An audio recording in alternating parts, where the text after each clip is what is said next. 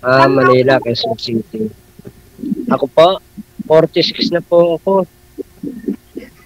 Ah, ako po 44, coming 45 ngayong taon. Okay. Ilan po anak mo, ma'am? 4 po. Dahil pala sa'yo, ako 10 eh. Wala yung 0, isa lang. Isa Ah, lang anak ko. One boy lang din ng anak ko isa. Pero widow na ako. widow ka. Ako Kayo yung po, ma'am? Ay, wala. wala. Pero kasal ka, ma'am? Hindi. Never pa ako kinasal. Kasi ako kasal ako eh. Pero patay na yung asawa ko. Ang kasal ka. Pero diyan ka sa Quezon City. Opo. Nag-work ako sa bahay. Okay. Yung nakausap niyo po dito, sir, last month, kamusta ho kayo? Wala yung sir eh, iba, naghahanap nga po ng sir eh. Siyempre naman, ang gusto niya eh, andun ako eh, paano naman sa trabaho, di ba? Pagka malayo ka magtrabaho, ang gusto niya doon. Kaya taga-opisina na lang, trabaho kaya pulis, malapit sa ayun sa lapis. Ayaw niya ng trabaho mo. Gusto niya yung mga nasa opisina. Hindi, ang gusto niya ay malapit sa kanya. Eh paano kung magtrabaho ko sa Manila, siya nandun sa bahay. 3 months, 2 months, ako makaulit. Diba? Ang gusto niya nasa tabi niya ako. Yun naman talaga, pag-asawa. So, paano yan, sir? May gusto po pala siya sa'yo, ganon. Gusto niya, kasama ka lagi sana. Okay, paano naman buhay namin? Sir, ano kakainin? Pwede, Diba? magtrabaho ka kasama siya eh. Sa isang lugar. Ayun nga eh. Buti kung may project doon lahat. Yun lang kasi construction po pala kayo. Depende kung may trabaho. Paano po to si ma'am sa Quezon City dito rin sa Manila? Malapit lang yan eh. Pumupunta naman ako ng Caloocan, sir. May ate ko dyan sa Caloocan. Hindi, yung project nga po sabi mo, yung trabaho, pag sakaling magkatuluyan na naman kayo. Ewan ko kay madam kung ano naman yung ano niya, suggest niya kung ano niya. Ano po? Nagtanong na DJ, ikaw kasi. Tanong na tuloy si ma'am eh.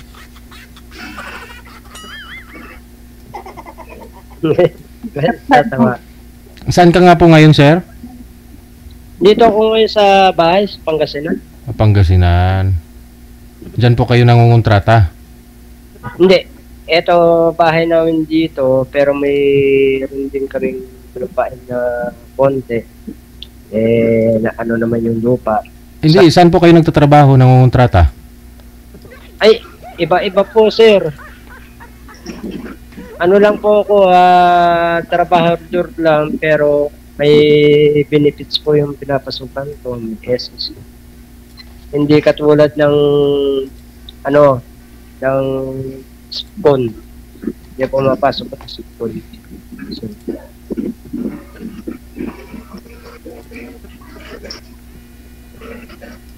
Nasaan niya yung mo, sir? Nasa'yo? nasa akin. 18 na siya, magna 19 sa September. Malaki na pala. Yung bunso ko, ano pa lang eh. Alis pa. Ilang taon yung bunso mo? Ano po? Ilang taon po yung bunso mo? Magto 2 years old pa lang. Ibig sabihin, maaga pa lang kayo pala naghiwalay ng iyong asawa? Opo. Kailan po kayo naghiwalay, ma'am? Pero may asawa na siya, may anak na nga siya eh. Kailan po kayo naghiwalay, ma'am? Magto 2 years na din. Kakapanganak mo pa lang, umalis na siya. Opo. Ilang taon yung panganay mo, ma'am? 14. Bale, 4 ang anak mo. Opo. Pero isa lang nasa akin, nasa kapatid. Kasi nagtatrabaho ako dito. Yung 3 nasa Manila. Saan sa Manila yung anak mo? Na 3. Wala sila dito, nasa Leyte. Summer. Sa Leyte. Yes. Pero yung isa na sa'yo. Opo, nasa kapatid ko siya nag-aalaga. Yung 3 sa ama.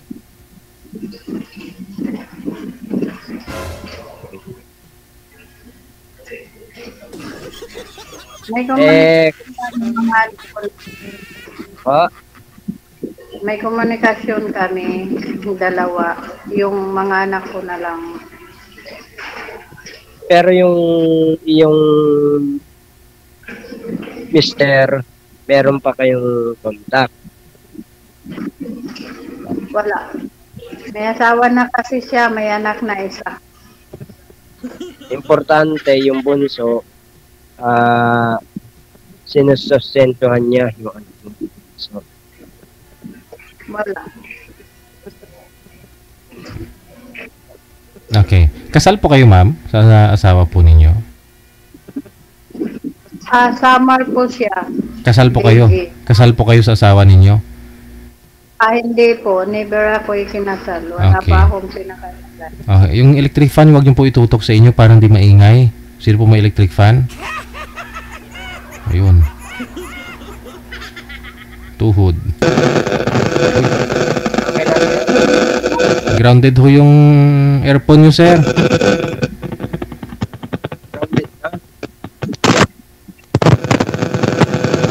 Wala, maingay. okay na. Hindi po. Loudspeaker nyo na lang po yung cellphone. Ayan, timing na. Tinanggal ko na, sir. Malakas na boses ko. 5x5. Go ahead. Wi-Fi po ako. Kita lang kasi yung nasa Bulacan ako, Wi-Fi ako sa atin.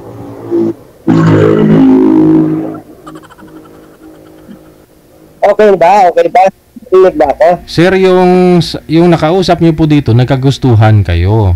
Nagkagustuhan kayo sa isa't isa. Ang gusto lang talaga ni girl, na malapit ka sa kanya, magkasama kayo, ganon. Pero, ang problema lang ho, yung trabaho mo, andyan sa may Pangasinan. Dito siya sa Maynila. Hindi, abroad siya sa pagka-uwi niya, di ba sabi niya? Saan po yun? Saang lugar siya? Isabela yun, sir. Sa Bila? Pilas. So, yun naman po pala, nagkagustuhan ho kayo. So, hindi nyo pa, binitawan nyo pa, sir. Hindi na kami nagkagustuhan, maghanap na lang hindi lang iba, maghanap na lang ng iba. Sabi niya, sir. sabi niya sa'yo, maghanap ka na lang ng iba, ganon. Ang gusto niya, sir, pagka uuwi ako ng bahay, yung kunyari, di ba, kung sa malayo ka, paano kayo naman makaka-uwi, di ba? Buti kung malapit sa kanila. Yun na nga po, yun ang gusto niyang mangyari na doon ka titira, doon ka maghanap ng trabaho. So, hindi natin alam kung buti kung meron lagi doon, sir. Ngayon, ano pong hanap mo sa isang babae? Yung kaya kang unawain, yung kaya kang hintayin, kahit every ilang beses? Siyempre, kasi abroad siya. Pagtatrabaho. Hindi, ano pong hanap mo sa isang babae? Ano pong hanap niyo sa babae ngayon? Kung ano po yung kagustuhan ng isang babae, basta hindi ay naman po ako namili, kung ano po yung pagkasunduan namin mag-usap, pagbabaway, ganun. Hindi, kung ang gusto niyo mangyari, kung mayroon man po kayo mapangasawa, dyan na po titira sa inyo kasi andyan po trabaho mo, ganun. Okay. Ma'am, payag po kayo nun, ma'am, na pag sakaling magkakaintindihan kayo, doon ka na sa Pangasinan, titira. Layo yata sa mga anak ko. Nagandang solution yan yung mga anak mo. 40% lang. Kasi hindi naman tayo bata. Oh, ikaw naman ma'am, ano pong hanap nyo sa isang lalaki? Ngayon, kasi kakahiwalay mo pa lang sa asawa mo, may kinakasama na ho siya. Ano naman po yung hanap nyo sa isang lalaki? Yung wala naman akong hinahanap eh. Wala?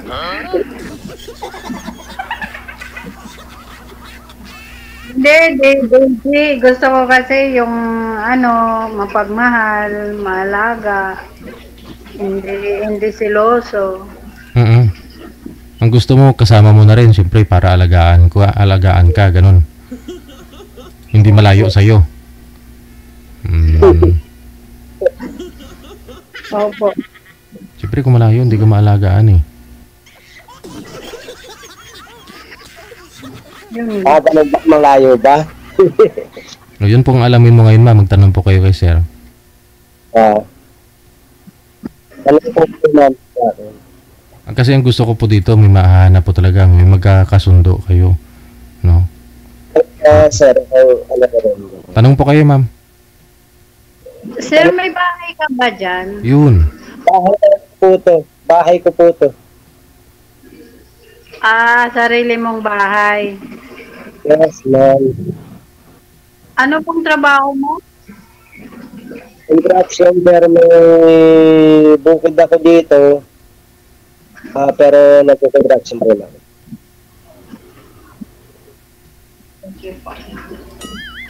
Ano po yung sir? Nag-construction ka tapos nagbubukid? Hindi. Kasi nalagay ko nung 2019 kaya stop muna ako.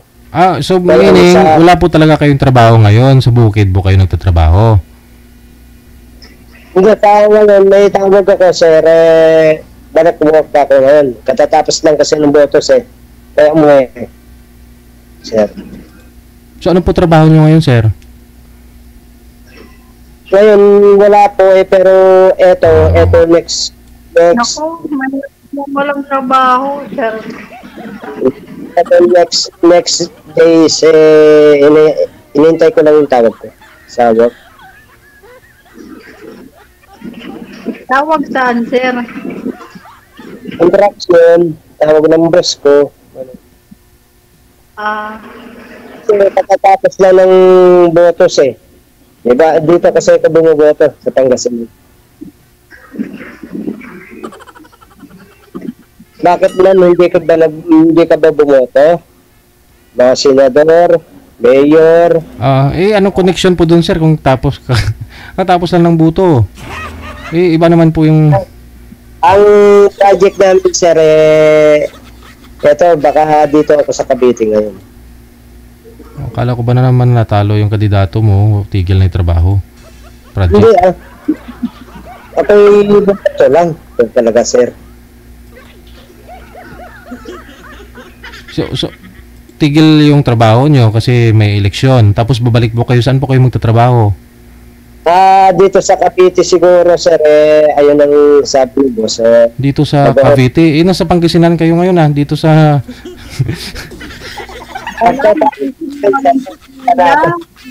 Wala ng address, DJ. Iba-iba kasi mga pinapasukan namin, Sir DJ. La Union, yan, Bulacan, iba-iba kasi project Naku. Pagkatapos ng project, iba na naman yung lugar, gano'n.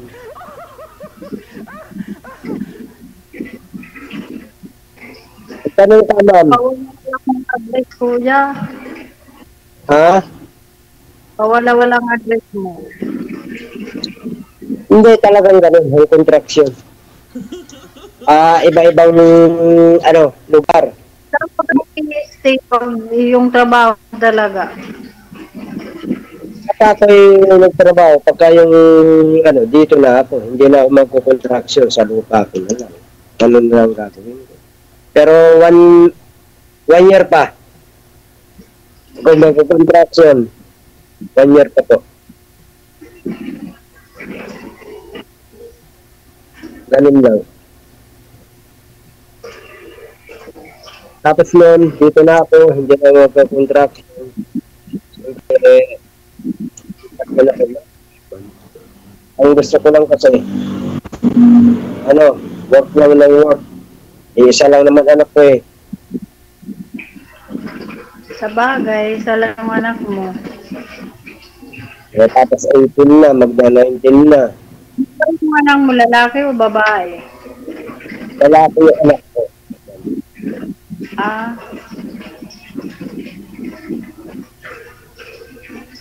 Isang boy, may kapalit na ako kahit ako'y mawala sa mundo, di ba? Ganun lang. naku.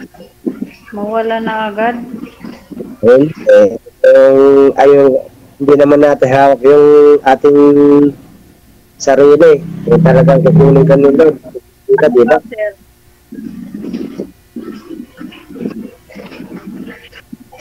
Ito po, ano po hanap niyo sa isang lalaki, ma'am? Yung mabait, takot sa Diyos, makasala ng ibang tao. Di dapat ako nakasala na ako ng ibang tao. Hindi naman po. Kaso lang, yung ganyan. Tiwala lang sa sarili. Kung may tiwala ka, sarili mo, may tiwala. Ako nga kahit ako ganito, ilang kayo magkakapatid, ma'am? 5 po. Ilang babae? 3 sana, tomboy yung isa. Naging 3 yung lalaki. Tomboy isa. Kami naman, 2 babae. 2 lalaki. pero ako lang ang guy. Ano po? Ako ang guy. Puputol-putol DJ yung niya, Ako signal. ang guy. Ako Hangin. lang isang lalaki. May electric fan kasi. Ano daw? Wala electric. Ako lang isang lalaki kako. Sa magkakapatid. Isa ka lang yung lalaki. Ilang kayo magkakapatid? 5 din? Isa ka lang lalaki, 4 ang babae. Opo. Bad boy ka. Isa ka lang lalaki. Hindi naman ako bad boy. Good boy ako. Hindi mo. Sana all good boy. Yun po ba dati, ma'am, yung buntis ka, naghiwalay na kayo ng mister mo? Buntis ka sa bunso mo? Ganun na nga yun sila, magdadalawang taon niya. Magdadalawang taon yung anak niya. Talaga na. Buntis pa lang po kayo, ma'am, naghiwalay na kayo? Ano po yun? Hindi po marinig, ma'am?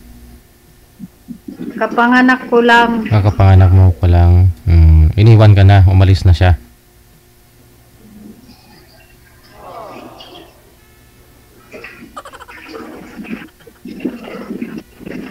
So po yung anak mo na bunso dito po sa kapatid nyo ng ma'am sa Manila. Tapos ikaw dito sa Quezon City, pinupuntahan nyo po yun pag rest day mo? Hindi, nasa Leyte po, DJ, yung anak ko, nasa kapatid ko, siya nag-aalaga. Dito lang ako sa Quezon City na Hindi, kasi sabi niyo po 3 mong anak, di ba? 4 anak mo, yung 3, sabi mo nasa Leyte, yung isa lang po yung sa inyo. Saan po yung isa na yun, ma'am? nasa Leyte. Ay, kala ko sa inyo. Hindi lahat pala ng apat mo na anak, nasa Leyte lahat. 3 ko nasa Samar, doon sa tatay nila. Sa tatay. Kinuha pala ng tatay. Yung isa lang ho yun sa inyo. Sa kapatid mo, sa Leyte. Hindi napakinggan mo na alam ko nasa Manila yung isa alam ko sa Samar yung 3. Yung sinabi niya kanina Wala ako akong anak dito kasi nagtatrabaho ako. Hindi ako makakapagtrabaho pag may dala akong anak. Nandun sa kapatid ko. Okay.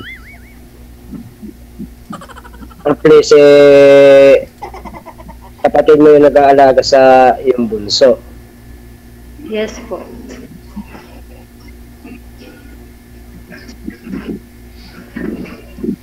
Ilan taon ka na dyan sa work mo dyan, Quezon City? 2 po. 2 taon na po ako dito sa Maynila. Magtatalong taon na po. Ilan taon na yung bunso mo? 2. Ibig sabihin, pagka ano pala na anak mo, iniwan mo na doon, tapos nag-work ka na? Buti na kaya mo? Nakagatas kasi yun. At dito nyo po ba ipinanganak, ma'am, sa Quezon City? Native. Sa Quezon City, DG ako nagwo-work Ayun nga sa po. bahay.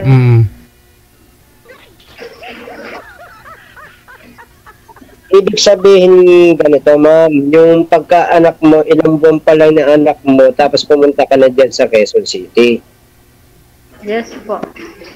Okay. Ang alam kasi ni Sir DJ, diyan ka nanganak, tapos pinuha ng kapatid mo. Ganon.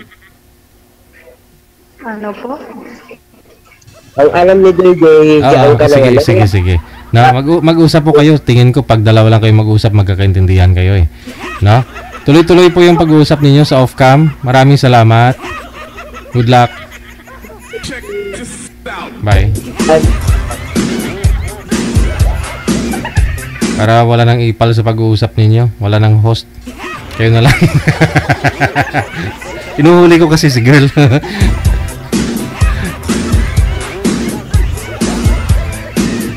Para umamin sila pareho. Ano ba talaga ito eh?